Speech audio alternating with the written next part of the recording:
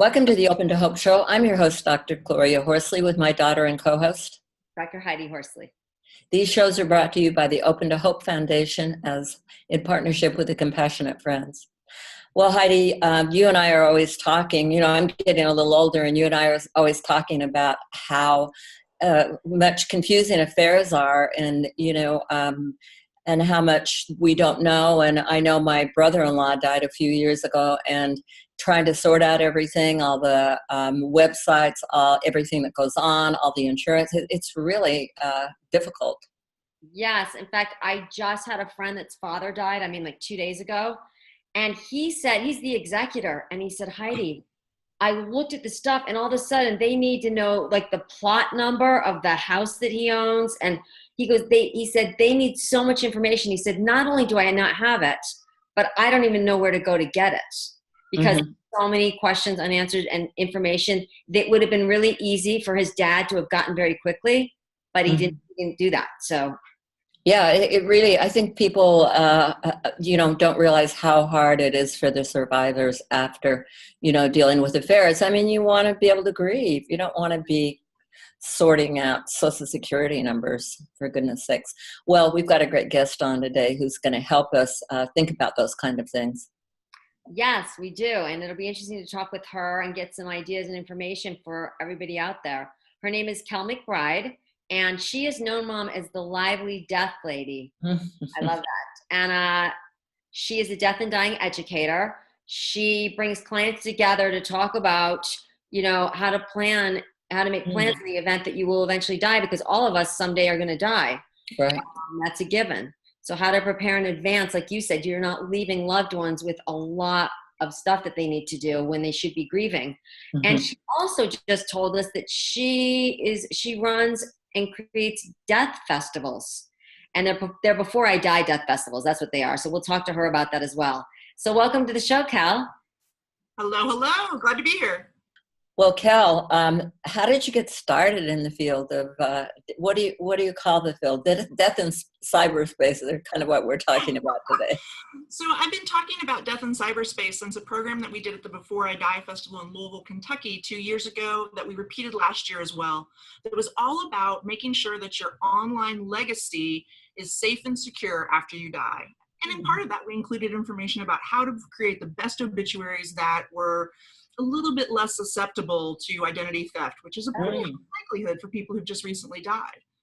Wow. Something I never thought about that. Did you, Mom, about identity theft? I hadn't thought about that either, and creating obituaries. What are some of the things that you need to do about the obituaries? Well, I think it's helpful to realize, like, anytime you pull up an obituary, there's so many pieces of information that would be, for someone who does hacking of accounts or black hats that basically are illegal and unethical actors that utilize information to get access to our finances. And in our obituaries, frequently there's our full name, there's our age. Sometimes we've even got our street addresses, legal business addresses. And, oh my gosh, how many times do we have mother's maiden name?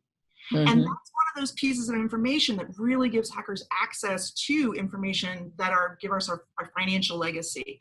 So we really want to make sure that people can provide a discreet obituary that's even better, because it highlights who that person is, their values, their morals, and what they did in life, rather than just a list of people that they left behind and businesses or organizations they may have been a part of.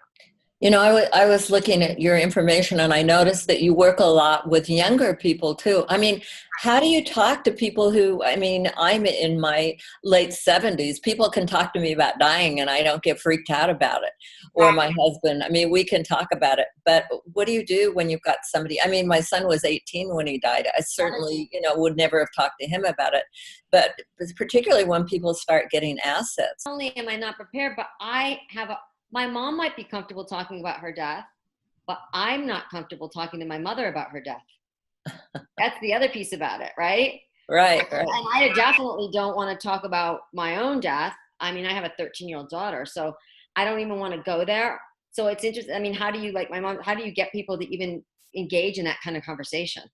So my ideal clients tend to be 25 to 65. So I'm looking for younger individuals because I'm very aware of the reality that 1 in 4 of us, we don't make it to 65. Wow. So I want to make sure that younger individuals have a plan in place. The work you guys do around grief, you understand that a younger death is even more traumatic for the people left behind. Right. So that plan that they leave behind for their family, I consider it a true gift. And it's the gift that you can give when your family wants you most. And, you know, people talk about that, oh, nobody wants to talk about death and dying. And as one of my collaborators with the Before I Die Festival noted, that people say that, but as soon as we bring it up, next thing we know, we're in the middle of a 20-minute conversation at a cocktail party. So that, as well as these Before I Die festivals that we're utilizing, it's a great way to include the ideas of death and dying in a celebratory, fun, engaging process. Yeah. So for example, the one that we're doing in Bloomington in this November, it's got a comedy event, it's got theater, it's got dance. It's all these different ways to look at death and dying rather than just, you need your documents in order. Right. And I find that most of my clients get really excited about the idea of having a funeral and body disposition that's unique and honors their values and morals. And that's where their passion comes, as well as, of course, the understanding they don't want to be a burden to their family when they die. So they really have believed in pre-planning. And I find that I don't really have as much problems getting clients as I thought I might, because once I give people the opportunity and the space, they need that space and they realize that it's important. And it's like you said, there become times when it becomes more important. They get a new raise, they have a child, they buy a house, they have a divorce or a marriage. Those little indicators in their life make them say, ooh, what if I died? And I find that those are when most of my clients come to me. You know, the amazing thing is, I don't know, maybe you know the percentage wise, but a lot of people don't even have wills. I mean, and my husband is always very much telling our daughters, please have a will, please have a will. You know, it's important. People need to know, you know, what you want, where you want your kids to go, what you want, you know, to happen. It's so important to have a will. Hasn't Dad always said that to you, Heidi? Yes. And when I had my first child, my son, and he's now 20, my father called me and said, and I didn't have a will. He's like, you need to get a will right now, Heidi. You have a child and it's really important. And I did do it. I did follow through, but with his prodding, because like you said, Kel, I mean, things can happen. I mean, I worked with 9/11 families for 10 years and in the fire department, and they were all very young widows whose firefighter husbands died in the World Trade Center. And a lot of them didn't have wills, and it created a lot of issues. I work with my clients and try to encourage them to do progress, not perfection. Even if they just have I like that. I want to say that again. Progress, not perfection. I love that because it's daunting. Yeah, even if they just have a one-page document that they wrote out by hand that says some really basic information that's signed, it's something. There's a lot of things that I always include to my clients because there's so many different aspects. There's your, you know, what do you want kind of health care do you want? What kind of funeral do you want? What do you want to have happen to your body, as well as what do you want to have happen to your things? And when you're thinking about someone who's 35, 45 years old, they generally just have some really basic guidelines. Yeah. Please don't keep me attached to machines for months. Please don't bury me. I'd rather be cremated. Please make sure my great-grandmother's ring goes to my daughter and that my family and my husband and my daughter get all of my house and assets split 50-50. You can write all of that even on one piece of paper. Yeah. So it's something, it's some guidance for the family if something goes wrong. Of course, ideally, we want full documentation, ideally worked with a lawyer. At the same time, though, something is better than nothing. So I always encourage some of your passwords could be written down too. Yeah. I provide a document for my clients to write in all their different passwords. I highly encourage password managers like LastPass. So instead of having to have 30, 50, 90 passwords written somewhere, you just have that one password that gives them access to everything. I think that's one of the big messages I give to my clients to make things a lot easier. The other thing that I help them with is even if they just have minimal things written down, I'm sure you guys have run into this issue, it's more about does your family understand your wishes and desires? Right. You can have everything on paper, but if number one, they don't know where the paper is, or number two, they disagree with it, then you're going to have problems. But if you express your desires and wishes in person to your family before you need it, it's a calmer situation. Mm-hmm. Yeah, I wonder, it would be kind of hard. Heidi and I, you know, and we're working in the grief and loss area. We're used to talking about it. But I'm thinking for a family out there who's not, suddenly somebody who's in their 50s is going to sit down with their parents or with everybody and say, you know, if I should die. And people, there's that idea that if you talk about it, it draws it to you, you know. Right. and which is silly. It doesn't draw it to you. There's a great educator, Gail Rubin out of New Mexico, that has a fabulous quote. Yeah, we know Gail. I know her. She was Which wearing like the best stuff at ADAC. She was all dressed up in like skeletons and really cool outfits, and she's great. She's got a great quote that says, "Talking about sex doesn't make you pregnant. Talking about death doesn't kill you." Oh, that's perfect. I love that. Because as my past, I used to be a sexuality educator and a birth educator, and now as a death educator, I love that full circle aspect of that quote. Wow. Now, how did you get into the field of death education? I mean, did you have a loss that made you come into that area? It's more so that I've been a life cycle educator, that I help people deal with sexual health issues. I've helped people deal with birth issues. And I really wanted to get into death and dying education before I got older and couldn't connect with individuals at 35 to 65-year-old age range.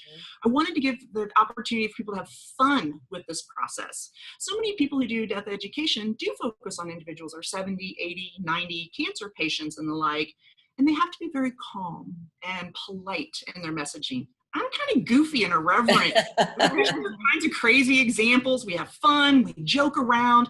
I want to make death and dying education accessible and calming for individuals who don't feel like they need it yet. You know, I want to make it something that you just do real quick. You get some information written down, and then you know you've got something. Again, that progress, not perfection. Some of my clients just get 2 or 3 pages written down. Some of them come up with huge binders of notebooks of information that they want to make sure that's shared. I was going to say, my husband very wonderfully has been working on a whole booklet for me, you know, a whole binder, and he's keeping it up to date, you know, with everything that all of our finances and all of our, we've worked on it together, so we won't have a difficult time when one of us passes away, because the other one, as far as I'm concerned, should enjoy life.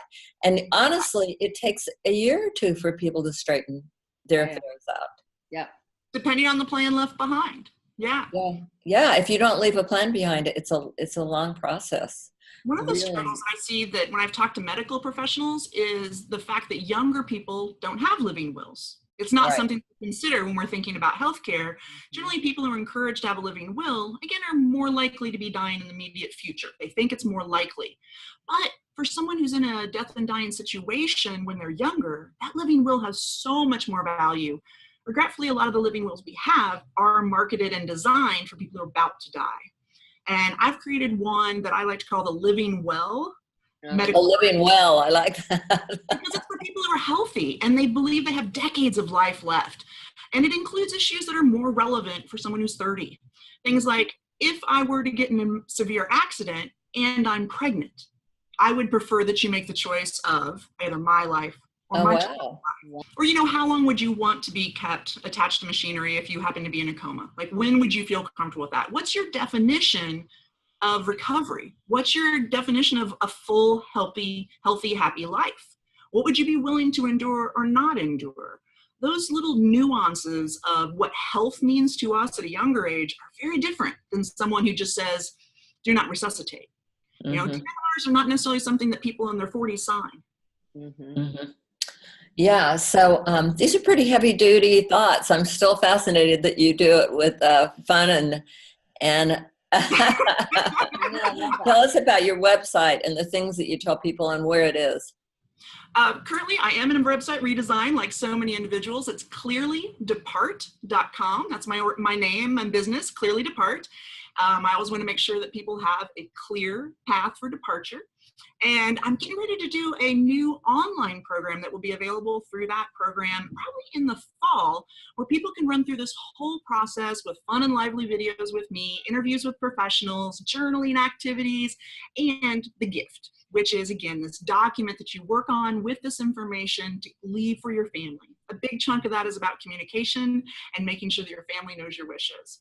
But right now, a lot of my energy and efforts are putting together the Before I Die Festival in Louisville, Kentucky, and working on the new one in Bloomington, Indiana, and starting and working with this trend of Before I Die festivals around the world. Wow, that sounds great. And people who are fascinated with this whole idea are going to be able to find you on your website, correct? Correct. You can find me at Before I Die Festival, Before I Die Fest Lou, or clearlydepart.com. Kel, thanks so much for being on the show today. It was my pleasure. Thanks for having me. Yeah. Thanks to everybody for watching the show today. And Heidi and I, and I'm sure Kelly, always want to remind you that if you've lost hope, please lean on ours until you find your own, and God bless.